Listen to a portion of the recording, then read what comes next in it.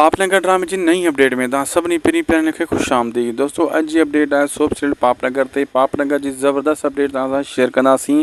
दोस्तों हिन वीडियो में तव्हांखे काफ़ी ॻाल्हियूं ॿुधाइण वारा आहियूं। दोस्तों दरअसल तव्हां ॾिसी रहिया आहियो त बलाज ख़ान जो ज़ुल्म सितम ख़त्म थी न रहियो आहे। न हू पंहिंजनि खे बख़्शे थो, न हू परायनि खे बख़्शे थो। सिर्फ़ु थोरो घणो रहम कयूं वेठो आहे त राबेल ते कयूं वेठो आहे। उन सां बि हू मुहबत कंदो आहे। इन जे करे राबेल खे घणो सताए नथो, वधि में वधि दीदार जे लाइ उते वञी पुॼंदो आहे घड़ी घड़ी।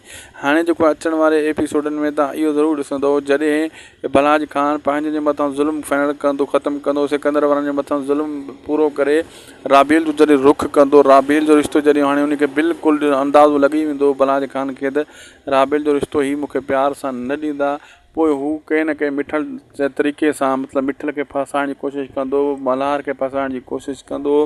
को न को मतिलबु हिकिड़ो टेड़ी आङुर चवंदा आहिनि न, टेड़ी आङुर सां गीहु निकिरंदो आहे, मतिलबु टेड़ी आङुर करे ई गीहु कढण जी कोशिशि कंदो बलाज ख़ान ऐं पंहिंजे दुश्मन खे पूरो करण जी कोशिशि कंदो बलाज ख़ान।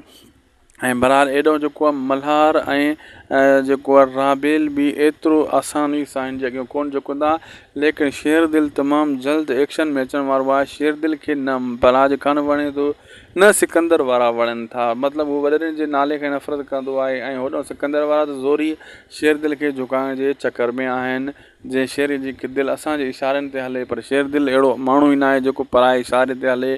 शेर दिलि चवंदो आहे त मां पंहिंजे मर्ज़ी जो मालिक आहियां ऐं ॿियनि जे इशारनि ते छो हलां। अहिड़े हिसाब सां अचण वारा एपिसोड सनसनीखेज़, दिलचस्प ऐं ज़बरदस्त थियण वारा आहिनि।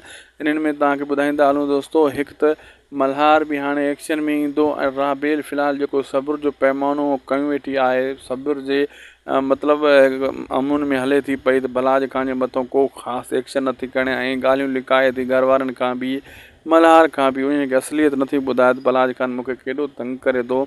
जॾहिं बलाज ख़ान जो हद खां वधीक राबेल जे मथां ज़ुल्म सितम ऐं उनखे भउ थी वेंदो, वधी वेंदो ऐं राबेल खे भउ थींदो त हाणे बीहण वारो न आहे बलाज ख़ान, त पोइ हू इहो सभिनी खे क्लियर करे ॿुधाईंदी त मां फाथी आहिनि बलाज ख़ान मां, हिन जो हाणे को न को बिलो करिणो पवंदो। पोइ अहिड़े हिसाब सां बलाज ख़ान जे लाइ मल्हार खे ई मैदान ते अचिणो पवंदो ऐं उन सां गॾोगॾु मुख़्तियार हिकु वॾी रुकावट आहे सभिनी जे लाइ, ऐं मंठार वफ़ादार आहे बलाज ख़ान जो, लेकिन तमामु जल्द इहो बि बग़ावत कंदो।